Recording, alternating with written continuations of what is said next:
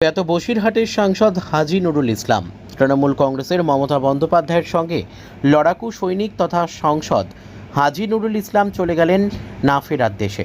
চলে গেলেন বসিরহাটের সাংসদ হাজী শেখ নুরুল ইসলাম। বেশ কিছুদিন ধরে তিনি দুরারোগ্যে ব্যাধিতে ভুগছিলেন।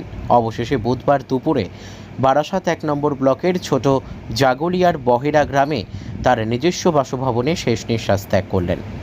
মৃত্যুকালে তার বয়স হয়েছিল 61 বছর। রেখে গেলেন তার স্ত্রী রশিদা বেগম ও 4 সন্তানকে।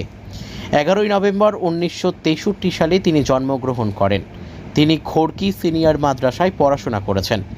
ছোট থেকেই রাজনীতি এবং সমাজসেবার দিকে তার ঝোঁক ছিল। রাজনীতি আঙ্গিনায় 1998 থেকে 2003 ছোট জাগলিয়া গ্রাম পঞ্চায়েত সদস্য নির্বাচিত হন। 2003 থেকে 2008 পর্যন্ত বারাসাত 1 নম্বর ব্লক পঞ্চায়েত সমিতির বিরোধী দলনেতা নির্বাচিত হয়েছিলেন। 2008 সালে জেলা পরিষদের জিতে বিরোধী দলনেতা ছিলেন হাজী নুরুল ইসলাম। 2009 সালে বসিরহাট লোকসভার সাংসদ হিসেবে নির্বাচিত হয়েছিলেন। 2014 সালে জঙ্গিপুর লোকসভা কেন্দ্র থেকে লড়ে পরাজিত হয়েছিলেন তিনি। এরপর 2016 এবং 2021 পরপর দুবার তিনি হাড়োয়া বিধানসভা থেকে জয়ী হন এবং 2024 সালে আবার তিনি বসিরহাট লোকসভা থেকে বিপুল ভোটে জয়ী হয়ে সাংসদ হয়েছিলেন।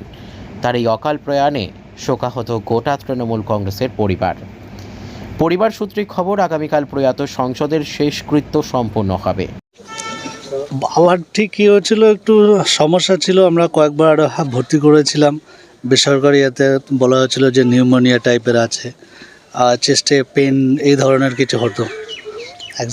জানলাম না, তারপরে পরে জানতে পারলাম যে ওনার ক্যান্সারের মধ্যে হয়েছে। আমরা সেই হিসেবে আলোচনা করি এবং কেমো স্টার্ট করা হয়। হ্যাঁ, এমসে আমরা ফার্স্ট করেছিলাম। তারপর পেট সিটি স্ক্যানে ভালো আসে, সেই মতো ডেভেলপ করে। হঠাৎ করে বাড়িতে ডিসচার্জ করে নিয়ে আসার পর ওনার একটু অসুস্থতা বোধ করছিলেন। তাড়াতাড়ি করে আমরা সঙ্গে সঙ্গে যোগাযোগ করি, হাসপাতালের সঙ্গে নিয়ে যাওয়ার কথা বলা হয়। তার মধ্যেই দেখি এরকম ধরনের একটা কিছু। আজকে সকালে আবার নতুন করে হ্যাঁ, আজকে সকালে উনি হঠাৎ করে, এবং কালকে পর্যন্ত উনি সবই ভালো ছিলেন, সবই চেক আপ ঠিক ছিল, এবং হঠাৎ করে মানে অসুস্থতা হয়। তারপরে এরকম ঘটনা ঘটে 1টা নাগাদ। এরকম ক্যান্সার কোথায় হয়েছিল? ওটা লাং। হ্যাঁ, আপনার বাবার রাজনৈতিক জীবনে শুরুটা কীভাবে হয়েছিল? শুরুটা রাজনীতি জীবনে আমার থেকে যারা সিনিয়র আছেন, আমাদের এখানে ওনারা নেতৃত্ব আছেন, তারা বেশ ভালো বলতে পারবেন। আমি অতটা জানি না, কিন্তু আমি ছোটোবেলা থেকে দেখেছি উনি রাজনীতির সঙ্গে যুক্ত আছেন এবং দীর্ঘদিন তো আপনারা জানেন যে উনি মমতা বন্দ্যোপাধ্যায়ের সাথে ছিলেন এবং মানুষের সাথে ছিলেন, রাজনীতির সঙ্গে যুক্ত ছিলেন। শেষ কাজ কখন হলো? আমরা একটা সিদ্ধান্ত নিয়েছি, অনেক মানুষের সমাগম হবে, সেই হিসেবে আমরা কালকে 1:30টায় অর্থাৎ জোহরের নামাজ বাদ আমরা সিদ্ধান্ত নিয়েছি ওনার এটা করা হবে। নেতৃত্ব কলকাতা থেকে কেউ আসছে? হ্যাঁ, আমার কাছে নেতৃত্ব অনেকেই যোগাযোগ করেছেন এবং আমাদের পার্থ ভৌমিক উনিও আমার সঙ্গে যোগাযোগ করেছেন, ফ্যামিলির সঙ্গে যোগাযোগ করেছেন। নারায়ণ গোস্বামী আপনারা দেখেছেন, উনি এসেছিলেন এবং প্রচুর নেতৃত্ব। হ্যাঁ, সকালবেলা ববি হাকিম উনি ফোন করেছিলেন এবং আগের দিনে খোঁজও নিয়েছিলেন। সবাই যোগাযোগ করেছেন এবং খোঁজ নিয়েছেন এবং আসার জন্য তারা করেছেন। কালকে অনেকেই ওনারা আসবেন, আজকে আসতেন, আমরা যেহেতু কালকে এটা করেছি, ওনারা কালকে চেষ্টা করছেন। অপূরণীয় ক্ষতি হলো, যে ক্ষতি পূরণের কোনো সুযোগ নেই। অলরেডি আমি যখন জানি তখন বোধহয় 1:16 বাজে আজকে দুপুর, এবং আমি তৎক্ষণাৎই আমাদের মাননীয় মুখ্যমন্ত্রী মমতা ব্যানার্জিকে মেসেজ করি এবং আমাদের সর্বভারতীয় তৃণমূল কংগ্রেসের সাধারণ সম্পাদক অভিষেক বন্দ্যোপাধ্যায়কে ফোন করি, এবং মুখ্যমন্ত্রী এবং অভিষেক বন্দ্যোপাধ্যায় দুজনেই আমাকে জিজ্ঞেস করলো আমি কোথায় আছি। আমি একটু নিউ বারাকপুর ছিলাম। বললো এখনই তুমি পরিবারের পাশে গিয়ে দাঁড়াও। তো আমি সঙ্গে সঙ্গেই চলে এসেছি নেত্রীর নির্দেশ অনুযায়ী। যথারীতি আমাদের দলের আরও যারা মন্ত্রী আছেন, সাংসদ আছেন, তারাও বিকেলবেলা অনেকে আসবেন, আর একটু পরে তারা সবে শুনলেন, একজন এক জায়গায় বেরিয়ে গেছেন। তো হাজী নুরুল অ্যাকচুয়ালি আমার সাথে সম্পর্কটা অত্যন্ত আন্তরিক সম্পর্ক ছিল, এবং মানে বন্ধু বিশেষ। ও এমএলএ না এমপি, আমি এমএলএ না সভাধিপতি, এটা ইম্যাটেরিয়াল আমাদের কাছে। ছোটবেলার বন্ধু, এবং ওর সাথে আমার পরিচয় 1996 সাল থেকে। ও তখন বারাসাতের যুব কংগ্রেসের সংসদীয় যুবর দায়িত্বে ছিল, পরবর্তীকালে তৃণমূল কংগ্রেস।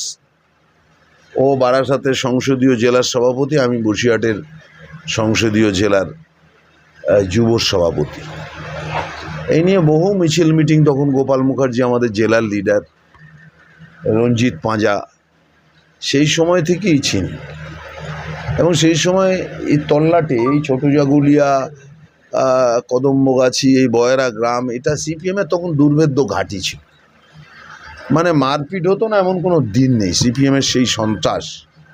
এবং সেখানে হাজি নুরুল ব্যক্তিগতভাবে ও আক্রান্ত, ও সিপিএমের হারমাদদের ভোজালির কোপ, হেঁসোর কোপ ও পর্যন্ত খেয়েছে। আমি এগুলো সব কিছুই ওর মুখ থেকেই আমার শোনা। হঠাৎ করে 2009 সালে, তার আগে ওখানে লোক স্থানীয়ভাবে পঞ্চায়েতে দাঁড়াতো।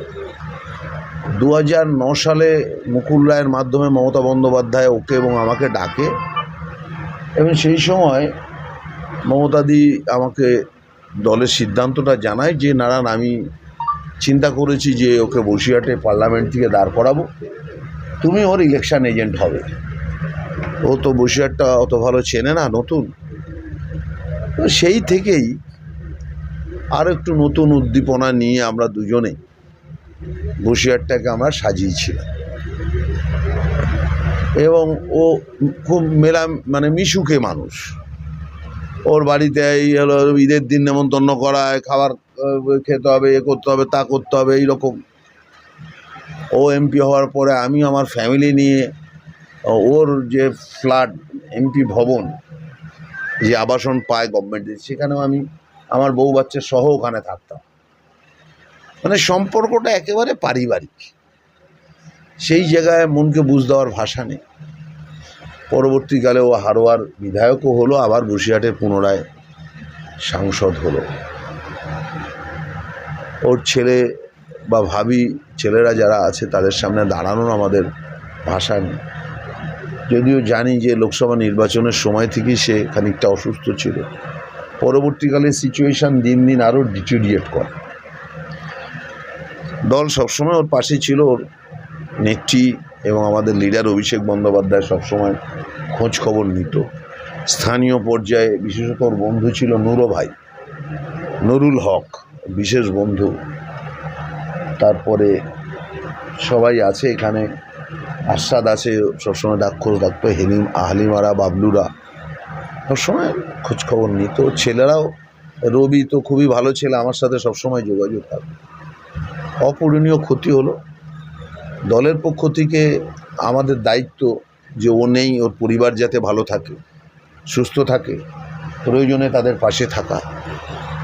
এবং হাজি নুরুল যে টাইপের মানুষ ছিল, সবার সাথে মিশত, এবং ও একদম নিম্ন মধ্যবিত্ত পরিবারের ছেলে। এবং বসিরহাটেও আপনারা জানেন, বসিরহাট হচ্ছে নদীমাতৃক, সুন্দরবন বিস্তীর্ণ, বাদা অঞ্চল, গরিব মানুষ। অনেক বিধানসভায় সংখ্যালঘু সম্প্রদায়ের মানুষের বসবাস যথেষ্ট। তাদের সঙ্গে একদম সবার সাথে মিলে মিশে একাকার হয়ে গেছে।